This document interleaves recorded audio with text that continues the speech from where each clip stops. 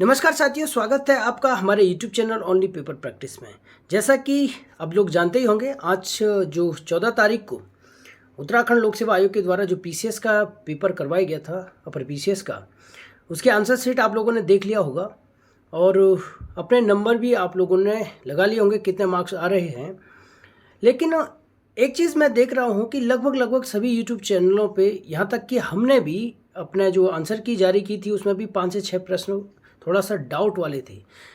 तो हम प्रत्येक सब्जेक्ट वाइज सभी डाउट को हम क्लियर करेंगे। साइंस के वीडियो हमने अपलोड कर दी है और विस्तार से उस पर विश्लेषण करके उसके सारे क्वेश्चनों के एक एक आंसर हम लोगों ने अपने इस चैनल पे दे दिया है। उसी कड़ी में आज ज्योग्राफी का जो 13 से 14 प्रश्न ज्योग्राफी के पूछे गए थे, उनमें से प्रत्येक क्वेश्चन को विस्तार से हम लोग यहाँ पे बताएंगे। यहाँ पे केवल आपको आंसर ही नहीं, अभी तो ये भी बताएंगे कि क्वेश्चन कहाँ से पूछे जा रहे हैं।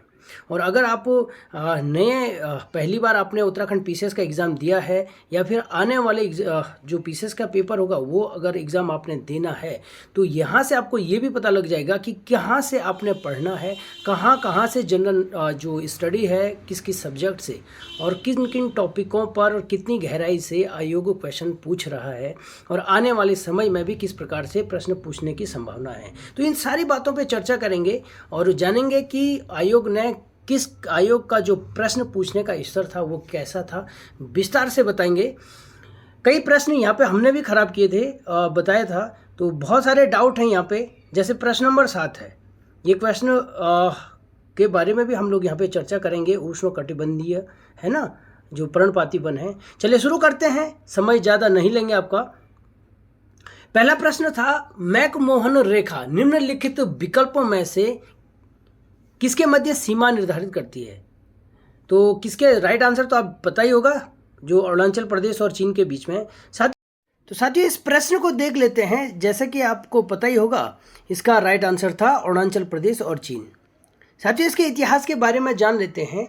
जब 1914 ईस्वी में क्या होता है, ब्रिटिश सरकार एक पहल करती है तिब्बत के साथ, उसके साथ संबंधों को सुधारने का और इसके अलावा वहाँ की सीमा निर्धारण करने का। तिब्बत और भारत के बीच की जो सीमा है उसको निर्धारण करने के लिए एक जगह है शिमला में एक सम्मेलन बुलाती है 1914 ईस्वी में, जिसके लिए सबसे महत्वपूर्ण जो पहल की थी वो उस समय ब्रिटिश में विदेश सचिव हुआ करते थे, उनका नाम था हेनरी मैकमोहन। तो हेनरी मैकमोहन ने समझौता पहल किया और शिमला में समझौता होता है। इसी शिमला सम्मेलन में एक समझौता होता है जहाँ पे ये निर्धारित किया गया कि जो तिब्बत से पश्चिम वाला क्षेत्र, वहाँ से 890 किलोमीटर और तिब्बत से पूर्व की ओर अरुणाचल प्रदेश की तरफ 260 किलोमीटर की जो ये लाइन है, इसे हमें एक सीमा निर्धारित किया गया और इसे हमने मैकमोहन नाम दिया, है ना। तो मैकमोहन जो उस समय विदेश सचिव थे, याद रखना इसे, हेनरी मैकमोहन क्या थे, विदेश सचिव थे, तो उनके नाम से इसका नाम हमने मैकमोहन रखा। तो बार बार एग्जाम में ये पूछा जाता है। जो हमारे भारतीय सर्वेक्षण विभाग ने अपने मानचित्र में कब दर्शाया था, ये 1937 ईस्वी में, याद रखेंगे इसे। 1937 ईस्वी में भारतीय जो सर्वेक्षण विभाग था, उन्होंने 1937 ईस्वी में इसे भारतीय मैप में दर्शाया था। तो आपने जाना कि मैकमोहन रेखा कब बनी और किसके नाम से ये मैकमोहन रेखा नाम रखा गया, ठीक है। तो अगला प्रश्न है, एटॉल का आकार है। राइट आंसर था इसका, आप जानते होंगे, घोड़े की नाल के आकार का। साथियों घोड़े की नाल का ये एटॉल होता क्या है? होता क्या साथियों, जैसे कि आपने देखा होगा महासागरों में, महासागर आपने देखे होंगे, आपने ये तो सुना ही होगा कि महासागरों में ज्वालामुखी का उद्गार होता रहता है। तो महासागरों में जब ज्वालामुखी का उद्गार होगा तो लावा कहाँ होगा, महासागरों में गिरेगा। तो महासागरों में लावा के गिरने से होगा क्या, लावा ठंडा हो जाएगा और लावा के ठंडा होने से वहाँ पे क्या होगा, धीरे धीरे करके लावा एक समय ऐसा आएगा कि पानी से ऊपर एक ऐसा स्थल आकृति की क्या हो जाएगी, एक स्थल आकृति का निर्माण हो जाएगा, जिसे कि बाद में एक बहुत बड़ा द्वीप का नाम क्या ले लेता है, द्वीप का रूप ले लेता है। तो आपने जाना, और जो द्वीप का जो आकार हमें दिखाई देता है वो घोड़े की नाल के आकार का हमें द्वीप का आकार दिखाई देता है, ठीक है, जो घोड़े की नाल होती ना ऐसी, इस प्रकार का हमें भविष्य में क्या, बाद में क्या दिखाई देता है, बिल्कुल महासागरों के बीच में एक द्वीप सा बना हुआ हमें दिखता है। तो ये केवल 1-2 साल की एक प्रक्रिया नहीं है, ये लाखों करोड़ों साल में इस प्रकार के जो एटॉल का निर्माण होता है ना। तो आपने जाना कि जो एटॉल का निर्माण कैसे होता है, जो सागरों में लावा का उद्गार हुआ, लावा जब उद्गार हुआ तो वो फैलना शुरू हो गया, फैलते फैलते फैलते लावा एक दिन क्या हो गया, और जैसे ही ठंडा हुआ और एक दिन लावा पानी के ऊपर ही तैर आ गया, है ना, जमा होते हुए, और इसने एक द्वीप का निर्माण ले लिया। और ये द्वीप घोड़े की नाल का आकार का होता है या अंगूठी के आकार का ये द्वीप हमें दिखाई प्रतीत होता है, और इसीलिए हमें इसको क्या नाम दिया, एटॉल नाम दिया। ठीक है, तो एटॉल आपने जाना कि क्या है एटॉल। साथियों, जो अगला प्रश्न है, अगला प्रश्न देख लेते हैं। प्रश्न था, सूर्य की चमकीली बाह्य परत को जाना जाता है। तो राइट आंसर आप जानते ही होंगे, फोटोस्फीयर इसका राइट आंसर था, फोटोस्फीयर राइट आंसर था। जानेंगे इस क्वेश्चन को कि ये क्वेश्चन सूर्य के बारे में, जानते हैं इस क्वेश्चन को। हमने जो सूर्य की संरचना अगर देखेंगे तो सूर्य की संरचना को हम 6 भागों में बांटते हैं। 6 भागों में हम सूर्य की संरचना को बांटते हैं। जैसे इस प्रकार से इन लेयरों को देखेंगे, 6 भाग का मतलब ये हुआ 6 लेयरों में हम सूर्य की संरचना को जानते हैं। इस प्रकार से 1 2 3 4 और 5 और एक छठवां लेयर। ठीक है, जो पहले के जो 3 लेयर हैं उसको हम अंतः लेयर बोलेंगे, और एक होता है बाह्य। तो बाह्य जो परत, अंतः परत की बात करें तो सबसे पहले आप जानते ही होंगे जिसका नाम है क्रोड। पहले को हम क्रोड के नाम से जानते हैं। दूसरा जो है उसको कहते हैं हम विकिरण जोन। तीसरा जो परत है उसको कहते हैं हम, दूसरे को विकिरण जोन कहते हैं, और तीसरे को कहते हैं हम संवहन मंडल। क्या कहते हैं, संवहन मंडल। तीसरे को हम संवहन मंडल कहते हैं। वहीं अगर बाह्य परत की बात करें तो बाह्य परत में जो सबसे पहले आता है, बाह्य परत जो माना ये सूर्य है, तो बाह्य परत में सबसे पहले आएगा आपका फोटोस्फीयर। इसी फोटोस्फीयर की बात एग्जाम में दे रखा था। अब फोटोस्फीयर के बाद 2 और आते हैं, लेयर और आते हैं। एक का नाम है क्रोमोस्फीयर, और दूसरे का अंतिम जो हमें सबसे बाह्यतम जो परत है उसको कहते हैं हम किरीट। क्या नाम देते हैं उसको, किरीट। तो साथियों आप देखेंगे अंतिम जो लेयर था उसको किरीट था, लेकिन जो उसका राइट आंसर था एग्जाम में क्या दे रखा है कि सूर्य की चमकती हुई बाह्य परत। जो चमकती हुई बाह्य परत हमें दिखाई देती है उसको हम फोटोस्फीयर बोलते हैं। आपने देखा होगा कि सूर्य के मध्य में क्या है, क्रोड है, और यहीं से आपकी एनर्जी बाहर निकलती है। जो हीलियम, हाइड्रोजन है लगभग 71%, हाइड्रोजन 71% है, उसके बाद हीलियम है, फिर अन्य गैसें हैं, है ना। तो ये यहाँ से आपका नाभिकीय क्या संलयन होगा या नाभिकीय विखंडन, संलयन, नाभिकीय संलयन की प्रक्रिया यहाँ से स्टार्ट होती है। किसका कॉल आई?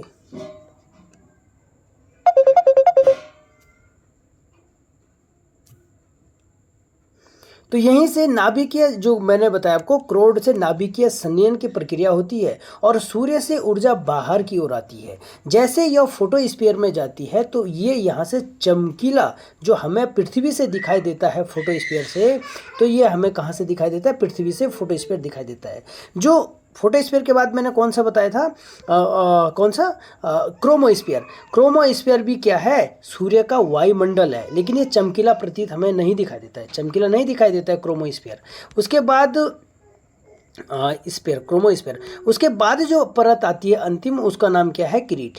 और किरीट भी कब दिखाई देता है हमें, ये भी कौन सा भाग है किरीट, जब हमें सूर्य ग्रहण लगता है तो सूर्य के बीच में तो हमें धब्बे दिखाई देते हैं। उसके बाद क्या होता है, सूर्य के बाहर जो हल्के से हमें उजाला दिखता है वो आपका कौन सा, किरीट वाला पार्ट ही दिखता है। तो राइट आंसर चमकीला वाला परत क्या था इसका, फोटोस्फीयर। साथियों फोटोस्फीयर के बारे में और कुछ अगर जान लेते हैं थोड़ा सा, अगर आपको जानने की अगर चॉइस है तो आप देख सकते हैं, वरना फिर आप स्किप करके आगे अगला प्रश्न पे जाके देख सकते हैं। तो फोटोस्फीयर में आपने देखा वहाँ पे जो टेम्परेचर होता है 6,000 डिग्री सेंटीग्रेड फोटोस्फीयर पे आपका टेम्परेचर रहता है। और इसी फोटोस्फीयर पे जो सौर कलंक यानी सन स्पॉट यहाँ पे दे भी रखा है, जो ऑप्शन डी है, डी ऑप्शन दे रखा है यहाँ पे, सन स्पॉट है, ये जो धब्बे दिखाई देते हैं, सूर्य कलंक भी बोलते हैं इसे, तो ये फोटोस्फीयर में ही आपको देखने को मिलते हैं। ये है क्या, जैसे ही क्रोड से एनर्जी बाहर की ओर आती है तो ये फोटोस्फीयर पे कुछ काले काले धब्बे से बना देते हैं, ठीक है, तो उसे ही सौर कलंक या सन स्पॉट कहते हैं। इसका टेम्परेचर फोटोस्फीयर के टेम्परेचर से थोड़ा कम होता है, यानी कि 4,000 डिग्री सेंटीग्रेड से 1,500 डिग्री सेंटीग्रेड तक जो सन स्पॉट के क्या दिखते हैं, यहाँ पे टेम्परेचर हो जाता है जहाँ पे सन स्पॉट बनता है, ठीक है। ऊर्जा का ये आपने पढ़ लिया, तो ये साथियों यही है। आगे जाके मैं आपको इनके सबके बारे में डिटेल से बताऊंगा, बस अभी थोड़ा सा इतना ही बताते हैं कि क्रोमोस्फीयर के बारे में। क्रोमोस्फीयर के बारे में एक और चीज़ें जान लीजिए आप। इसमें सौर ज्वाला आपने देखा होगा ना कि उत्तरी ध्रुव और दक्षिण, ये मैंने आपको ज्योग्राफी वाली क्लास में भी बताया था, पेपर प्रैक्टिस सेट हुआ तो वहाँ पर सौर ज्वाला जो हमें दिखाई देता है, जिसे हम अरोरा ऑस्ट्रेलिस बोलते हैं, कहाँ पे, दक्षिणी ध्रुव में, और उत्तरी ध्रुव में क्या बोलते हैं, और अरोरा बोरेलिस, हाँ अरोरा बोरेलिस ऐसी कुछ नाम है, बोरियोलिस, अरोरा बोरियोलिस उत्तरी ध्रुव में हमें दिखाई देता है। जो क्या दिखाई देता है, सौर ज्वाला, सौर ज्वाला हमें दिखाई देता है उत्तरी ध्रुव में, और दक्षिणी ध्रुव में हमें जो सौर ज्वाला दिखाई देता है कभी कभी, तो वो घटना कहाँ पे होती है, क्रोमोस्फीयर में होती है। सूर्य के जो क्रोमोस्फीयर है, वायुमंडल, वहाँ पे सौर ज्वालाएं दिखाई देते हैं हमें, ठीक है। तो अच्छा, जो एक चीज़ और बताना भूल गया मैं, जो अंतिम जो लेयर था किरीट, जो अंतिम लेयर था, तो उसे सूर्य का मुकुट भी कहते हैं। इसे भी इंपॉर्टेंट टॉपिक था तो इसे बता देते हैं। सूर्य का मुकुट किसे कहते हैं, किरीट को कहते हैं। साथियों अगला प्रश्न है, एपिरोजेनिक बल परिणाम है, तो इसका राइट आंसर था, आपने देखा होगा, पृथ्वी की लंबवत हलचल को। तो साथियों इसको अगर मैं इस टॉपिक को जो हमारा क्या है जियोमॉर्फिक फोर्स के बारे में अगर मैं आपको बता दूं, तो कम से कम अगर डिटेल से बताऊंगा तो 1 घंटा यानी 60 मिनट से ज़्यादा की समय चाहिए होगा। तो आज के डेट में इतना समय आप लोग देंगे नहीं, ये मुझे भी पता है। तो केवल मैं आपको एपिरोजेनिक बल के बारे में आपको बता दूं। साथियों जो एक टॉपिक आता है ज्योग्राफी में, वो आता है जो स्थल, क्या हो गया,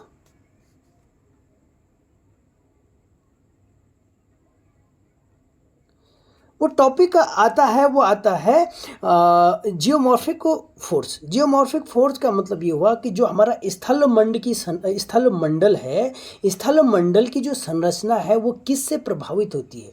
बस ये जान लीजिए, एक टॉपिक है जिसमें हम पढ़ते हैं कि स्थल मंडल की संरचना, जो हमारा स्थल मंडल है, जो हमारी धरती पर है, जो हमारी धरती पर, उस पर बहुत ज़्यादा संरचना किस चीज़ पर डिपेंड करता है कि यहाँ पे पहाड़ बने हैं, हमारी महाद्वीप बने हैं, यहाँ पे इरोजन है, यहाँ पे बहुत सारी भौगोलिक परिस्थिति है। तो ये बनते कैसे हैं, तो इसका जब हम अध्ययन करते हैं तो हम पाते हैं कि इसको डिसाइड करने के लिए 2 बल काम करते हैं।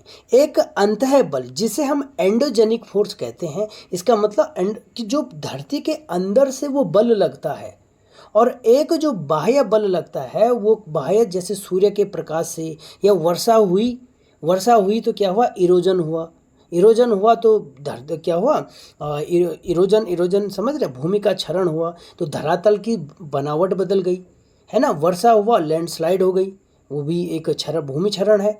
एक माना कि वायु के द्वारा जो स्थलाकृति बनाई गई, भाई टोपोग्राफी तो चेंज होगी ना, जैसे लोयस का मैदान बना या प्लाया झील बना, तो हवा ने वहाँ की जो भौगोलिक संरचना है उसको बदल दी, आप समझ रहे हैं। तो इसका मतलब वो जो परिवर्तन हुआ वो बाह्य बल के कारण हुआ, और जो आंतरिक बल के कारण जो परिवर्तन आता है उसे हम क्या बोलते हैं, एंडोजेनिक फोर्स कहते हैं। और उस परिवर्तन को हम लोग यहाँ पे समझेंगे। देखो, आप इतना तो पढ़ा होगा आपने कि हमारी धरती के अंदर जो कोर है वहाँ पे लावा है, और लावा आपस में गमन करती रहती है, इधर उधर हलचल करती रहती है, जिससे क्या होता है, हमारी एनर्जी प्रोड्यूस होती है। एनर्जी बहुत ही ज़्यादा लावा में एनर्जी है, वो एनर्जी पृथ्वी से बाहर आने का प्रयास करती है। इतना समझ लीजिए, जैसे वो बाहर आने का प्रयास करेगी तो 2 प्रकार का प्रभाव पड़ेगा। कैसा प्रभाव पड़ेगा, वो प्रभाव कैसे पड़ेगा, माना कि एनर्जी तीव्र गति से आ गई तो उससे हमारा अचानक जो प्रभाव पड़ा, तो जैसे हमारे भूकंप हो गया या ज्वालामुखी हो गई, इससे हमारा ये अचानक जिससे तीव्र गति से प्रभाव पड़ता है। एक वो प्रभाव है कि नीचे से एनर्जी ऊपर की तरफ अगर फोर्स करती है, जिसे हम कन्वेंशन करंट भी कहते हैं, अगर वो एनर्जी ऊपर की तरफ आती है तो धीरे धीरे भी उसका प्रभाव पड़ता है। जैसे हमारी महाद्वीपों का विस्थापन हो गया, है ना, महाद्वीप बन रहे, या पर्वतों का निर्माण हो गया। भाई एक दो दिन में तो बनते नहीं हैं पर्वत कब से बनते हैं, सालों लग जाते हैं पर्वतों को बनने में। तो इसी प्रकार दो प्रकार से हमारे क्या लगे, क्या दो प्रकार से हमारे चीज़ें आई यहाँ पे, कि एक तो अचानक भूकंप और ज्वालामुखी, और एक पर्वतों का निर्माण। इन्हीं में से आता है जहाँ पे धीरे धीरे, उसे बोलते हैं डेस्ट्रोफिक फोर्स बोलते हैं। उसे क्या बोलते हैं, डेस्ट्रोफिक फोर्स।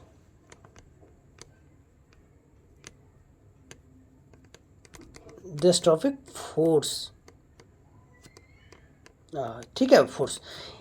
इसमें क्या होता है कि पृथ्वी के अंदर से जैसी समोन्नित धाराएं आती है, यानी कि जो लावा के कारण जो एनर्जी ऊपर की तरफ आई, जो बल फोर्स ऊपर की तरफ लगा, वो धीरे धीरे लगा, और धीरे धीरे भी दो प्रकार की लगेंगी। कैसे, एक लगेगा सीधा ऊपर की तरफ, जिसे हम बोलते हैं वर्टिकल फोर्स। क्या बोलते हैं, वर्टिकल फोर्स। और जिस वर्टिकल फोर्स के द्वारा जो वर्टिकल जो फोर्स लगता है, उस फोर्स को बोलते हैं हम एपियोजेनिक फोर्स।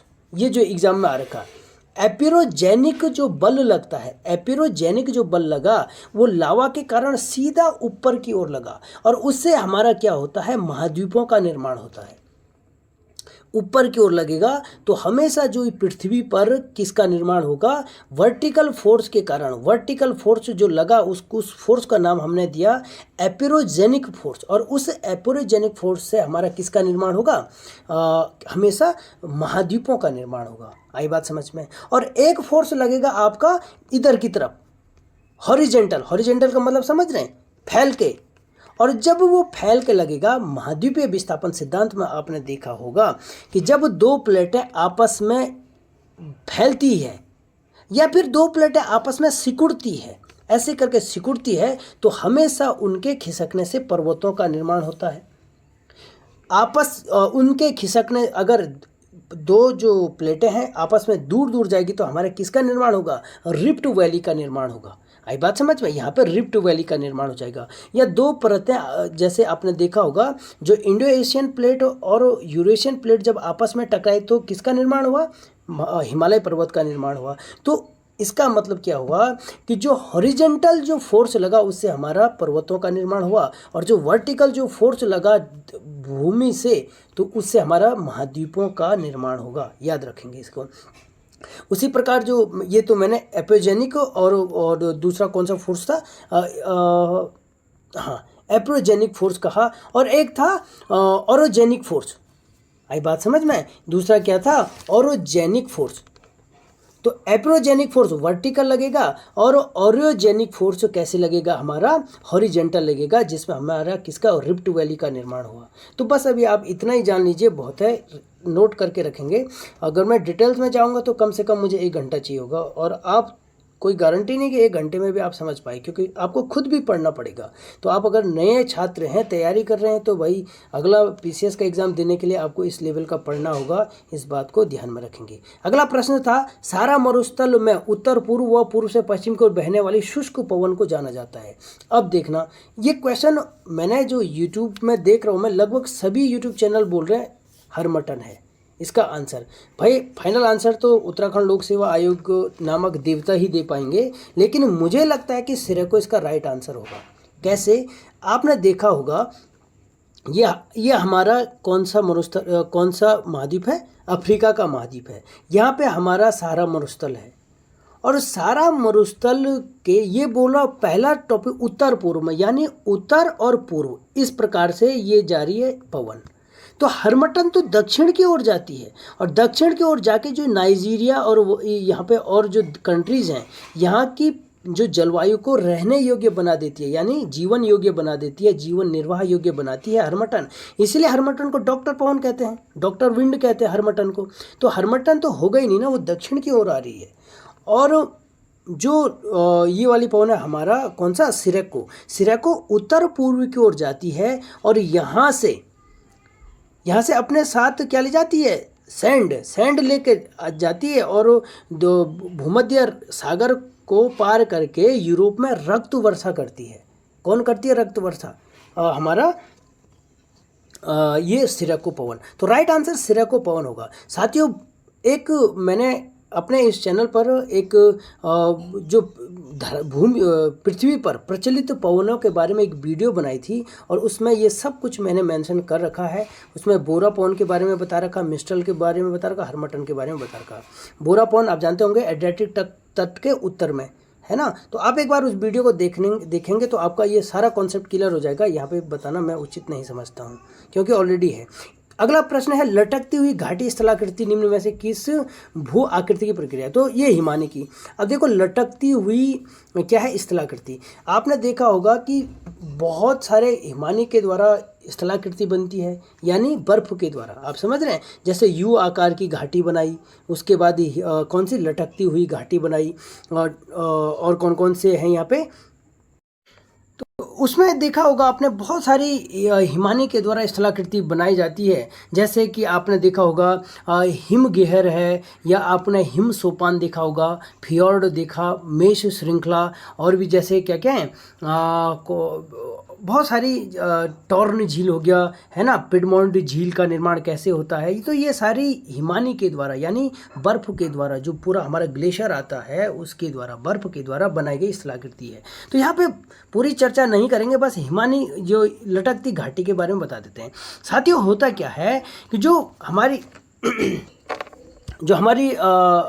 हिमानी है, यानी कि पहाड़ी इलाकों में क्या होता है कि ये है हमारे पास पर्वतें हैं, और पर्वत में यहाँ से बर्फ़ पिघल के आती है, हमारी इस ओर से यहाँ से बर्फ़ पिघल के आती है, बर्फ़ पिघल के आई, और यहाँ से एक मुख्य घाटी चलती है यहाँ पे, ठीक है, जो यू आकार की घाटी बनाती है। कौन, हमारी हिमानी प्रकार की, ये हमारी मुख्य घाटी कहेंगे इसे। और यहाँ से बर्फ़ जब पिघलती है तो यहाँ से क्या कर देती है, एक घाटी का निर्माण कर देती है इस पहाड़ी से, और इस पहाड़ी से जब घाटी का निर्माण करेगी तो यहाँ से क्या बन जाएगा, एक जो मुख्य जो ये घाटी है, जो यू आकार की घाटी बनाई, वहाँ पर लटकती हुई घाटी प्रतीत होती है। और जब बरसात में या पानी जब आएगा इस घाटी में तो यहाँ पे क्या बन जाते हैं, हमारे प्रपात,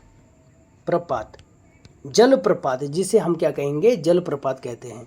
तो इसी को हम लटकती हुई घाटी प्रतीत कहते हैं। कैसे लटकती हुई घाटी, अभी थोड़ा चित्र नहीं बना पा रहा हूँ मैं, बस आप इमेजिनेशन करो कि दो पहाड़ी के बीच पहाड़ी हैं, ऊपर पहाड़ी हैं, बहुत बड़ी सी पहाड़ियाँ हैं, और उन पहाड़ियों में हिम के पिघलने से क्या हो जाती है, एक घाटी का निर्माण होता है। और वो घाटी उसके बाद नीचे मुख्य, उससे क्या होता है, मुख्य घाटी में क्या हो जाते हैं, वहाँ से एक जलप्रपात टाइप का बन जाता है, तो उसे हम लटकती हुई घाटी कहते हैं।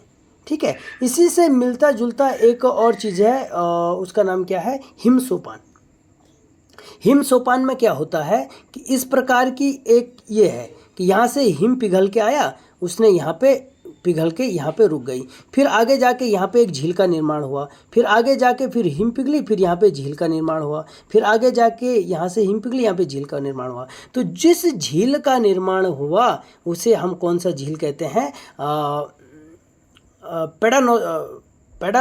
पेडरनोस्टर झील कहते शायद, हाँ, पेडरनोस्टर झील यही होगा, पेडरनोस्टर झील कहते हैं उसे। ठीक है, और उसके बाद और जो ये इस प्रकार की जो सीढ़ीदार खेती टाइप की टोपोग्राफी बनी उसे हम हिमसोपान कहते हैं, है ना। तो ये इंपॉर्टेंट था। एक और झील देखा होगा आपने, टॉर्न झील सुना होगा आपने, वो भी हिम के द्वारा बनाया जाता है। टॉर्न झील क्या होता है कि माना कि ये क्या है, कोई पर्वत है और यहाँ से हिमस्खलन हो रहा है, हिम पिघल के आ रही है।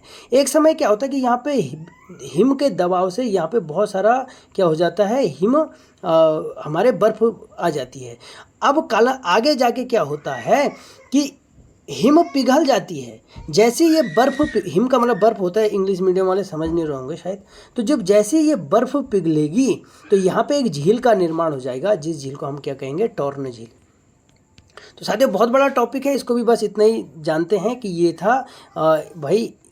तो इस लेवल का आपको पढ़ना होगा, तब जाके आप आने वाले पीसीएस की तैयारी कर पाएंगे। अगला प्रश्न है, ये बहुत इंपॉर्टेंट प्रश्न है भाई। ये लगभग प्रत्येक यूट्यूब चैनल पे हम देख रहे हैं। मैंने भी इस चैनल पे भी हमारी टीम ने गलत आंसर मुझे लगता है दिया था। कैसे देखेंगे, हो सकता है यूकेपीएससी बाबा आयोग जो देवता है वो पता नहीं क्या देता है ना। लेकिन अभी देखेंगे मुझे क्यों लगता है। ये क्वेश्चन क्या है, उष्णकटिबंधीय शुष्क पर्णपाती वन पर कथनों पर विचार कीजिए। याद रखें क्या बोल रहा है, उष्णकटिबंधीय शुष्क पर्णपाती वन। दो प्रश्न है उष्णकटिबंधीय पर्णपाती वनों से, आई बात समझ में। तो ये क्या बोल रहा है, पहले तो उष्णकटिबंधीय पर्णपाती वन जान लेते हैं कि कहाँ कहाँ पाए जाते हैं। या पहले इस क्वेश्चन को देख लेते हैं, क्या दे रखा है, उन क्षेत्रों में पाए जाते हैं जहां वर्षा 25 से 75 सेंटीमीटर के मध्य होती है। बिल्कुल गलत।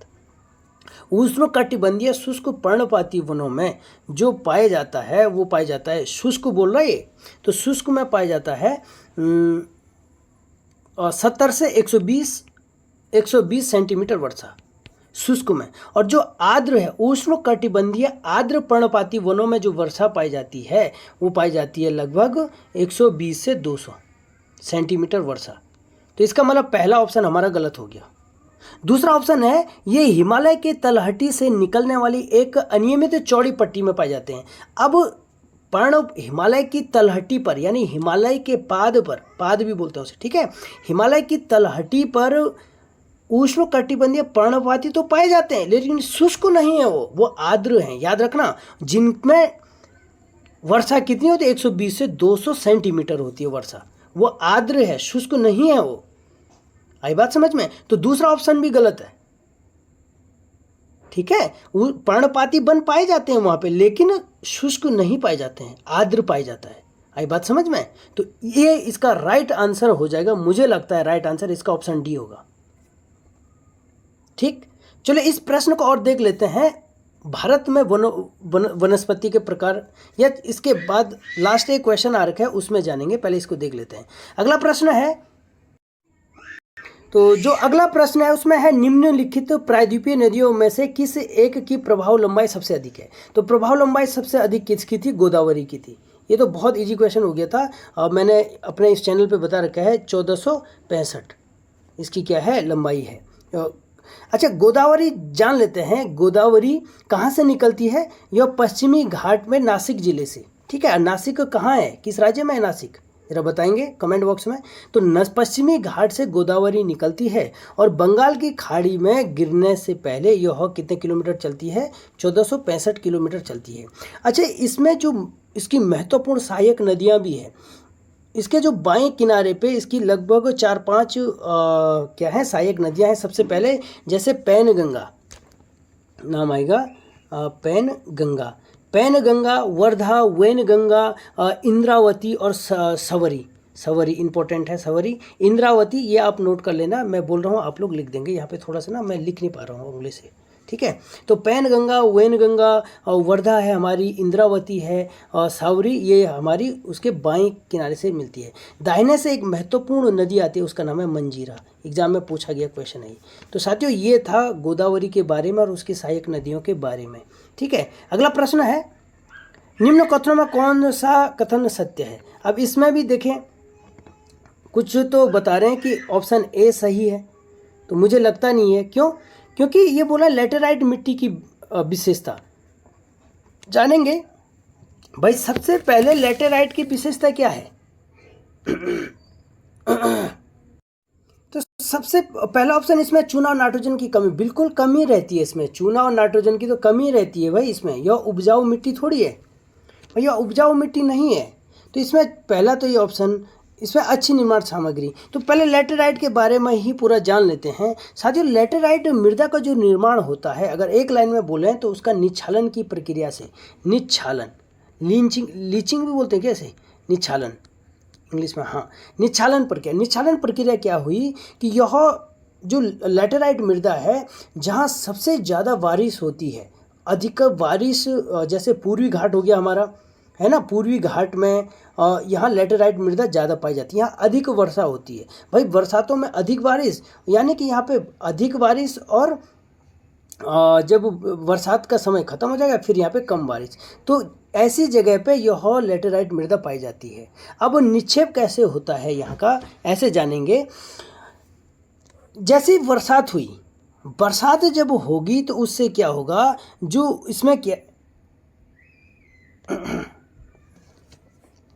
जैसी बरसात होगी तो सिलिका और जो थोड़ा बहुत चूने की मात्रा रहती है उसमें, वो क्या हो जाएगा, इस लैटेराइट मृदा में, जैसे ये लैटेराइट मृदा है, लैटेराइट मृदा का ये पार्ट, तो यहाँ पे बरसात में दलदल वाला क्षेत्र हो जाता है ये, और जो चूना और सिलिका की मात्रा ज़मीन में पहुँच जाएगी, नीचे बैठ जाएगी, और जो ऊपर बचेगा वो हमारा क्या बच जाएगा, लोहा और एल्यूमिनियम, Fe, लोहा और एल्यूमिनियम, ये ऊपर बच जाएगा। तो इसी कारण से हमारे क्या, कौन सी मृदा मिलती है, लैटेराइट मृदा। अब लैटेराइट मृदा अगर ये है तो क्या होगी, पानी अगर इसमें पड़ेगा तो ये कैसी हो जाएगी, थोड़ा सा मुलायम हो जाती है, लेकिन जैसे ही धूप खिलेगी तो ये बहुत ज़्यादा टाइट हो जाती है। इसी कारण से इस मृदा में हम ईंट वगैरह, अच्छी निर्माण सामग्री बनाते हैं। अगर इसकी उपलब्धता की बात करें, कहाँ कहाँ होती है लैटेराइट मृदा, तो हमारा पूर्वी घाट वाले क्षेत्र में ही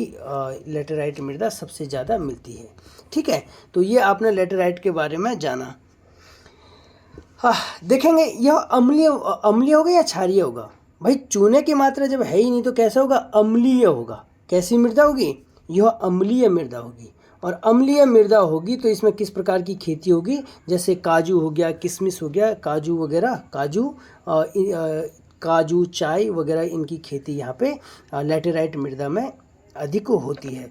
इसके अलावा अच्छा, एक और इम्पोर्टेंट, बहुत इम्पोर्टेंट, ये हर जगह शायद न मिले आपको, जैसे आपने मिट्टी की लेयर पढ़ा होगा, सबसे पहले ओ लेयर, फिर ए लेयर, फिर बी लेयर, फिर सी लेयर, है ना। तो जो आम तौर पर जो पेड़ हैं उन कहाँ से पानी सोखते हैं, ओ लेयर से ही पानी सोखते हैं, है ना। पेड़ पौधे, यहाँ पे एक पेड़ बन गया और ये ओ लेयर से पानी सोखता है।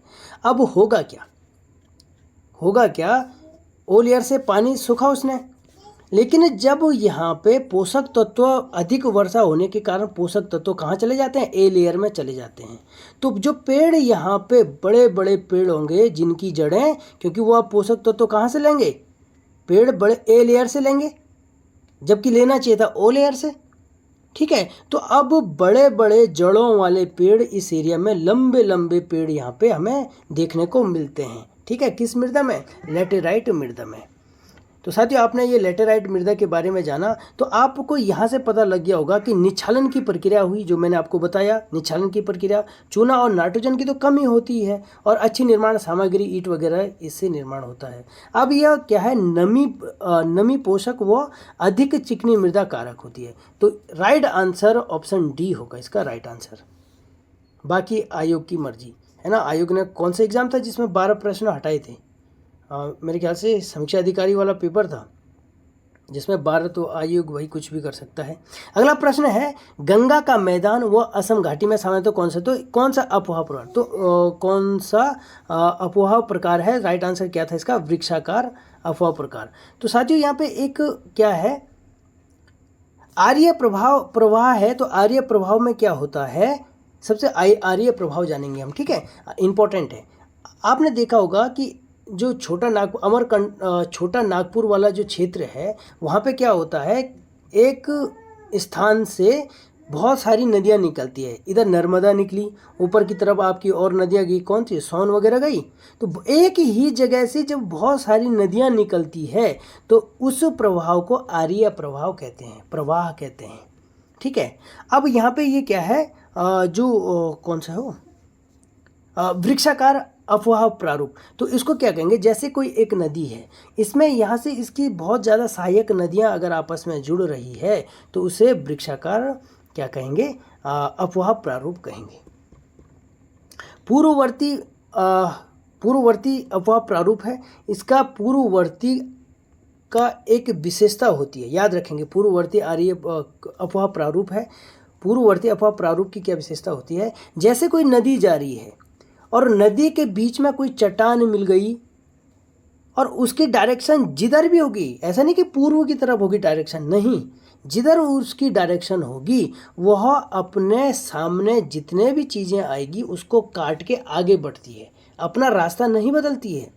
आई बात समझ में? तो इसीलिए इसे पूर्ववर्ती अफवाह प्रारूप कहते हैं।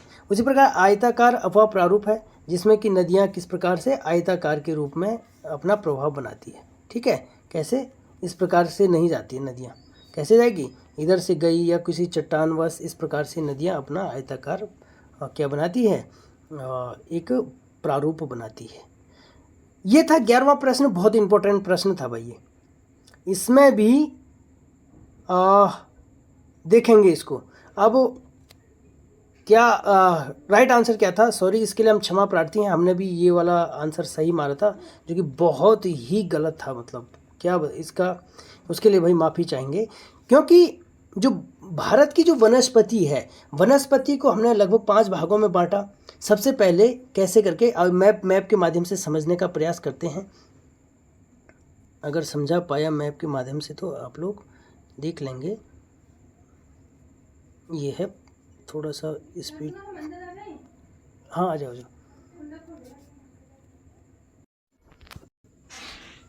तो ये है हमने कैसे बांटा, हमने जो हमारी प्राकृतिक वनस्पति है, सबसे हमने विविधताएं देखी। अब हम ये वाला पार्ट देखेंगे, ये है पर्वतीय पार्ट वाला, ये पर्वतीय जो भाग है, तो यहाँ पे तो ये पर्वतीय वन बोलेंगे इसे। उसी प्रकार ये गुजरात से लेके जाएंगे इधर राजस्थान वाला क्षेत्र, इसको हम बोलेंगे मरुस्थली या मरुस्थली, मैं लिख नहीं रहा हूँ, आप नोट करेंगे, जो राजस्थान वाला क्षेत्र है। ठीक है, इतना ही बता रहा हूँ अभी, इसके लिए एक अलग से वीडियो बनाऊंगा। और एक यहाँ पे थोड़ा सा ये वाला क्षेत्र है, तेलंगाना वाला क्षेत्र, थोड़ा सा यहाँ पे भी हमारा मरुस्थली मिलते हैं। आगे एक वन मिलता है हमें, देखा होगा आपने, सदाबहार वन। तो सदाबहार का मतलब कहाँ हुआ, जहाँ मानसून ज़्यादा होगा। तो मानसून भाई कहाँ आएगा, हमारी पूर्वी घाट में। पूर्वी घाट वाला जो क्षेत्र है वो ये हमारा कौन सा वन होगा, नहीं ना हो गया, जाओ उधर, जाओ खेलो उधर, बच्चा आ गया भाई, नहीं पकड़ो ना इसे यार। तो ये है हमारा पूर्वी वाला क्षेत्र, और इधर हमारा कौन सा वाला, ये वाला क्षेत्र हो गया हमारा, ये का मेघालय वाला, मेघालय त्रिपुरा वाला, ये वाला क्षेत्र है, मेघालय त्रिपुरा वाला क्षेत्र। तो यहाँ पे सदाबहार वन पाए जाएंगे। ठीक है, तो ये तो सदाबहार वन का क्षेत्रफल हो गया। तो 1 2 3, एक हमने देखा मैंग्रोव वन। मैंग्रोव वन कहाँ पाए जाते हैं, डेल्टाई प्रदेशों में, आपने देखा होगा मैंग्रोव वन है ना, डेल्टाई क्षेत्रों में, और दलदल वाले क्षेत्रों में मैंग्रोव वन हमें मिलते हैं, नदी के डेल्टाई। और बाकी जो वन बचा पूरे भारत में आप देख रहे होंगे, तो यहाँ पे पर्णपाती वन, कौन सा वन, पर्णपाती वन। आई बात समझ में? और पर्णपाती वन भी 2 प्रकार के होते हैं, अभी मैं ऊपर बता चुका हूँ। एक तो उष्ण कटिबंधीय शुष्क पर्णपाती वन, और एक है उष्ण कटिबंधीय आर्द्र पर्णपाती वन। तो साथियों क्वेश्चन क्या दे रहा है, सर्वाधिक क्षेत्र पर। तो भाई आर्द्र तो कहाँ पे, जो हिमालय के दक्षिणी वाले तट पर, पाद पर, हिमालय के पाद, तो दक्षिण वाले तट पर ये तो उष्ण कटिबंधीय आर्द्र पर्णपाती वन होगा यहाँ पे। तो ये हिमालय के दक्षिण में ही मिलेगा। बाकी जो इतना एरिया मिल गया आपको, ये वाला एरिया मिल गया बाकी, तो ये कौन सा मिला भाई, उष्ण कटिबंधीय शुष्क पर्णपाती वन। तो राइट आंसर हो जाएगा इसका option B. Option B right answer हो जाएगा इसका। आई बात समझ में? उम्मीद करता हूँ कि आपने मैप के माध्यम से समझा होगा, और इसके लिए भी बस 5-2 मिनट में भाई इतना इसी तरीके से बता पाएंगे हम लोग, है ना। तो उष्ण कटिबंधीय शुष्क पर्णपाती वन, तो भारत में सर्वाधिक, ये क्या था, कौन सा वन भारत में सर्वाधिक क्षेत्र में विस्तृत है, तो कौन सा होगा, शुष्क पर्णपाती वन होगा, ना कि नम। और ये 2 तो हो ही नहीं सकते ना यार, ये थोड़ा सा बहुत ही ज़्यादा मिस्टेक हो गई थी, है ना। अगला प्रश्न है अच्छा साथियों, एक चीज़ और बता देते हैं आपको ना, मैंने कुछ चीज़ें यहाँ पे नोट भी करी थी। जो उष्णकटिबंधीय जो आर्द्र पर्णपाती वन है, आर्द्र पर्णपाती वन, तो वहाँ पे किस प्रकार के वृक्ष पाए जाएंगे, कौन कौन से वृक्ष आप नोट करेंगे इसे। जैसे आपका हो गया साल, उष्णकटिबंधीय जो वन, उष्णकटिबंधीय आर्द्र पर्णपाती वनों में जो वृक्ष पाए जाएंगे वो होंगे सागौन, साल हो गए, आंवला हो गया, शीशम, महुआ, कुसुम, चंदन, आम, त्रिफला, ये सब जो वृक्ष पाए जाएंगे ये उष्णकटिबंधीय आर्द्र पर्णपाती वन में। और अगला जो प्रश्न है,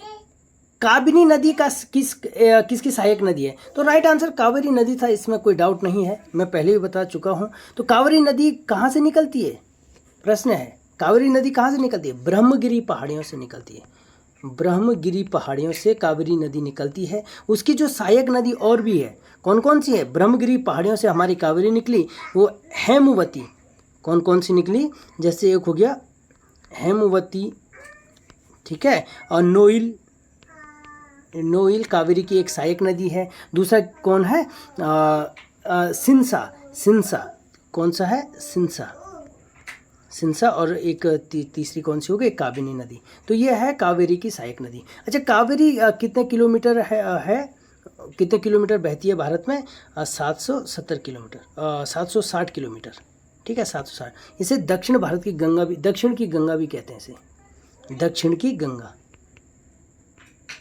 दक्षिण की गंगा। तो साथियों, इस प्रकार से आपने नदियों को इतना गहराई से पढ़ेंगे तो तब जाके आने वाले जो पीसीएस का पेपर होगा उसके लिए हम तैयार हो पाएंगे। अगला प्रश्न है, कोरियोलिसिस जो बल है, प्रभाव है, उसके कारण क्या, कौन से पवन का उत्पन्न कौन से पवनों की उत्पत्ति होती है, तो वह है भूस्थितिक पवन है। साथियों, इसके बारे में मैंने एक वीडियो बनाई है चैनल पर प्रॉपर, उसमें क्वेश्चन आंसर भी हैं और पूरी डिटेल से एक वीडियो है, वो है प्रचलित पवन है, भूस्थितिक पवनों के बारे में भी बता रखा है, और जो प्रचलित पवन हैं उनके बारे में भी डिटेल से मैंने बता रखा है।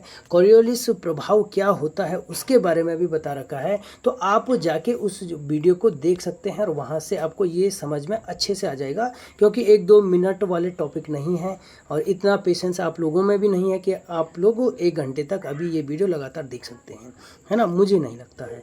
तो साथियों, यही था आज के ज्योग्राफी का जो क्वेश्चन थे, उत्तराखंड लोक सेवा आयोग के द्वारा जो पेपर करवाया गया था उसमें ज्योग्राफी के प्रश्न यही थे। और आने वाली जो वीडियो होगी वो हम हिस्ट्री और पॉलिटी एक साथ लेके आएंगे और डिटेल से उसके बारे में बातचीत करेंगे, चर्चा करेंगे और आपको जानकारी देंगे। साथियों, अपने इस चैनल पर हमने साइंस के जो 14 प्रश्न हैं उनके डिटेल से विस्तार से वर्णन करते हुए प्रत्येक प्रश्न को सॉल्व करके चैनल पे अपलोड कर दिया है, तो आप जाके उसे भी देख सकते हैं। तो यही था आज का पेपर डिस्कशन। आपका बहुत बहुत धन्यवाद। चैनल को लाइक करिए, शेयर करिए, सब्सक्राइब करिए। साथियों, एक कहानी याद आती है मेरे को। कहानी ये है, शायद आप लोग बुरा ना माने, आम तौर पे ना मैंने जो आंसर की डाली थी लगभग 2-3 हज़ार लोगों ने उसको देख लिया है और 1000 तक को साइंस वाली वीडियोस देख ली है सबने, जो साइंस का हमने डिस्क्राइब बहुत विस्तार से बताया था। लेकिन ना मात्र 15 लोगों ने सब्सक्राइब कर रखा है।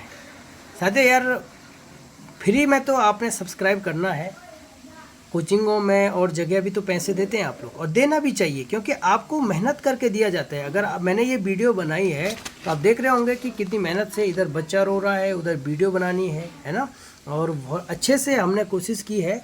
और अगली जो वीडियो होगी वो भी बहुत अच्छे से हम लोग उसका एनालिसिस करके आपको देंगे। तो बस चैनल को आप लाइक करिए, शेयर करिए, सब्सक्राइब करिए, इतना तो उम्मीद कर सकते हैं आप लोगों से। आपका बहुत बहुत धन्यवाद। नमस्कार।